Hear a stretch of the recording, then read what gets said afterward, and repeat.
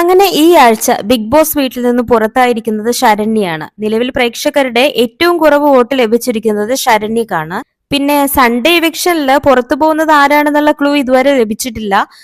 ശ്രീതു, ശ്രീരേഖ എന്നിവർ പോകാനുള്ള സാധ്യതയും കാണുന്നുണ്ട്. നിലവിലുള്ള കണ്ടസ്റ്റന്റുമായിട്ട് കമ്പയർ ചെയ്ത് നോക്കിയാൽ ശരണ്യായിരുന്നു പിറകിൽ. അതുകൊണ്ട് തന്നെ ഈ ആഴ്ച പോകേണ്ടിയിരുന്ന ആൾ തന്നെയാണ് ശരണ്യ.